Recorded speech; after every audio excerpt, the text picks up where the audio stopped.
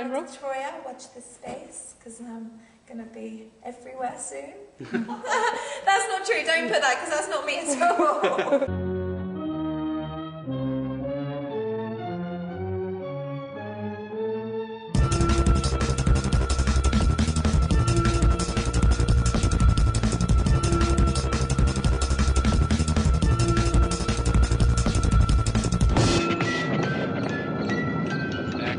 To get you, Barbara. Welcome back to 3D Dead Diaries. Last 2 weeks have been really interesting. We've had the premiere of Raising the Dead, which is now out on DVD. You can get it from our website, which is www.3ddeadmovie.com, and it will also be coming to Amazon.com, iTunes, etc. very soon, sometime in the next month, for those of you who prefer those kind of outlets. The premiere went really, really well. We had 3/4 of the cast and the crew there, and we had a really nice time. All the seats were taken, everywhere was filled out, and we had some brilliant, brilliant, brilliant press reviews and stuff after that. Thank you to everybody who turned up and showed support. I really, really appreciated everybody coming out. Also, Celebrity Wedding of the Year. David Bruce Taylor married his lovely fiancée Lou, and I was honoured to be filming at that, and I just want to say congratulations to both of them. Love you. Mwah. Just out now, I think yesterday came out, Scream Horror Magazine, the UK's #1 horror magazine. We have a 4,000 word article, loads of pictures, exclusive to Scream Horror Magazine. Check it out, it's great. It's got the history of zombies and a 4,000 word article about Night of the Living 3D Dead. For this diary video, we noticed that at the premiere a lot of people were asking us who are the different crew members, who are Teammates Films, a little bit more about me. I don't like to talk about myself too much, but here's some cuts of myself and Stewart and Dave and Jazz and all the people involved with the film talking about some of the most important people in the crew. Ninth Life Films is essentially zero budget films where I've just kind of learnt the industry. Writing, directing, editing. There was the one with you and Dave on the train. Is that a Ninth Life film? That's a Ninth Life film. Production, yes. Yeah, cool. Small track. There's actually a clip of that at the beginning here. On this documentary where Dave says, I think I heard about the film while I was on the train, and I put in that little clip there. Only me and Dave would actually notice that and laugh at it. But yes.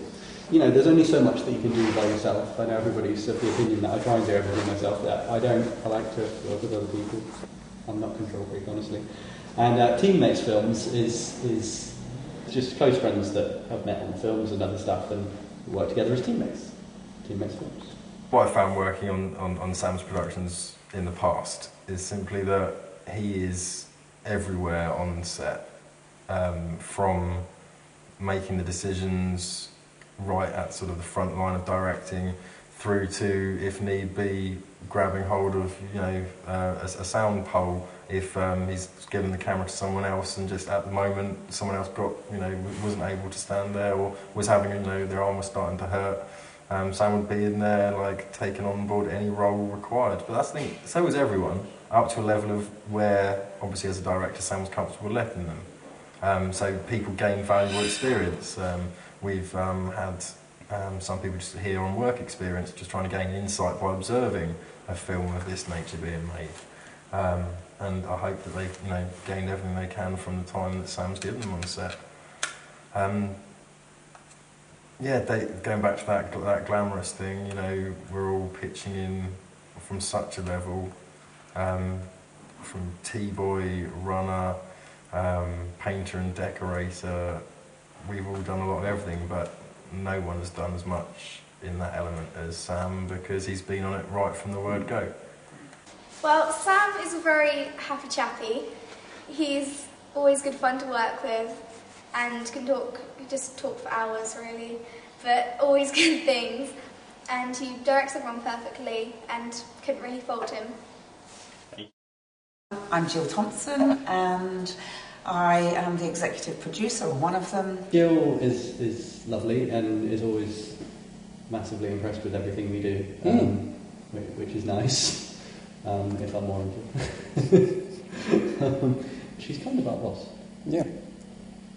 So I was working on a local theatre production and just sort of got asked to get involved, really, and it's been a fantastic and very interesting ride with some great people, so I'm really glad I did. Dave.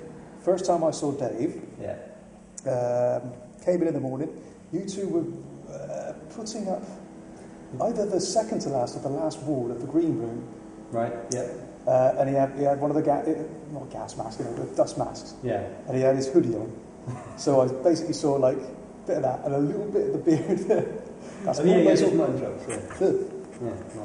That's the first I saw, Dave.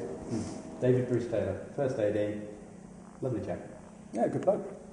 He's gorgeous. I was, I believe, selected to fill the role of first AD due to the experience I've had working with Sam in the past. Sam's sort of ascent through projects from no budget through low budget and now sort of coming, to mid-budget range. He does take a very sort of hands-on approach, but is always sort of inclusive of the people he works with. So I was very happy to fulfill that role of first AD, really having to focus in on making sure we achieve things in the schedules that we've set for ourselves, being aware of contingency plans if anything goes wrong and such. On some projects I've been on, the first AD has been a bit of a dragon because it's inherent within their role. If they're the person who has to say, no, stop having that fun chat you're having now, it's time to get back on set, whether it's to actors, grips, camera crew, anyone, you're effectively the, not negative, but you're sort of the suppressive force. Where I felt that if everyone is sort of aware, friendly towards the schedules you're trying to achieve, then there shouldn't be that much need. And with a small cast like this, it was a lot easier to have a real sort of team feel for meeting our daily goals and schedules. And sometimes we ended up done, with extra time to spare to really go back and make sure we get something done exactly right. Sam is very critical and, has got an eye for when he wants it, but yet that never became an issue in terms of trying to draw too much perfection out of one shot. I think actually they've all been lovely, really. Each has got their own personality. There's the director, of course. There's Jac, who's been the mainstay of the whole thing. Now, see, Jac won't let us film her and won't let us interview her, but she was instrumental in the film being made, I'm sure you'll agree. Oh, yeah. Well, she was there from all the way through when we were knocking together bits of wood and gluing them together and stuff. Yeah. Yeah, she pretty much keeps me alive, keeps me sane. Yeah. Feeds you. Yeah, and feeds me, yeah. As she just did just now. Yeah, we best not talk about her too much more because she doesn't want us to talk about her, but... yeah, quite a large part in this. Yeah. However, I will get somebody else to talk about her because she's not here and so Jac can't tell her off. So, Hannah, talk about Jac. Jac, she's a fabulous person. She's been sort of, maybe not the front of everything and not really the person that's like, yay, I'm doing this, if that makes sense. She's not the person that's on all the labels, but she's done so much work. It's amazing. She really, I don't know how she does it, but she's been running around after everybody and fixing all the jobs that need doing, and the film couldn't run without her, really. I've asked her for advice on makeup, clothes, shoes, everything, and she's always there. Second assistant director, which means you essentially helped me in any little job I asked you to do. Both of us built the set. I seem to be the one that, when the camera had to go off the crane onto the Steadicam? Yeah, and stuff like that. I'd be in charge of that. Yes.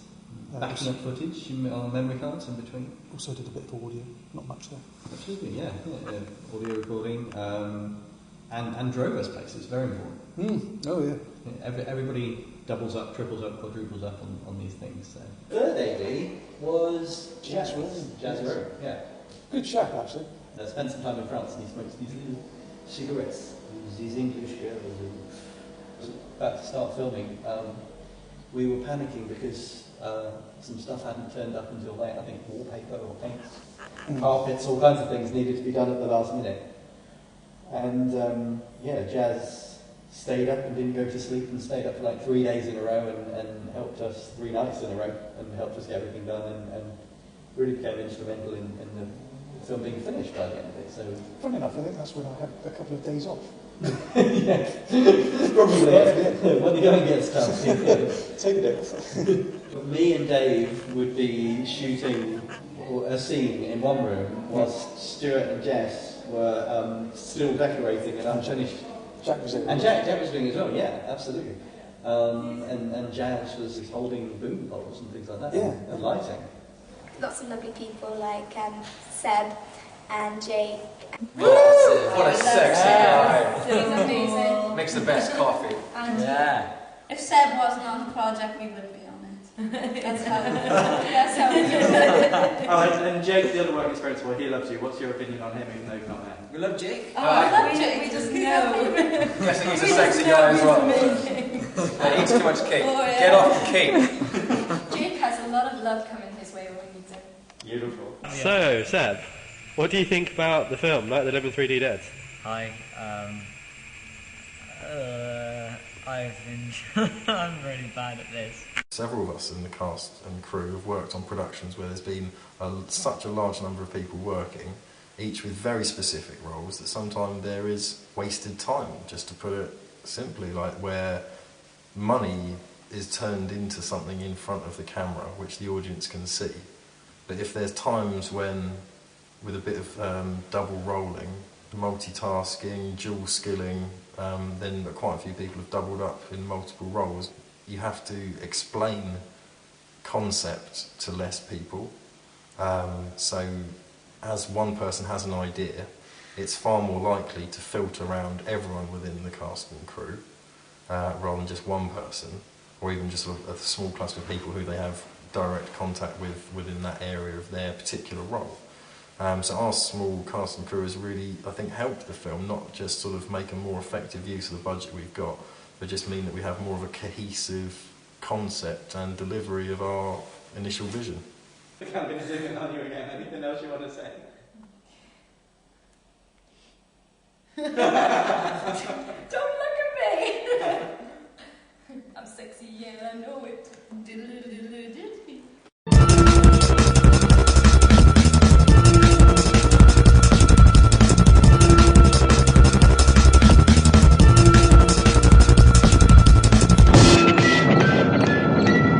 They're coming to get you, Barbara.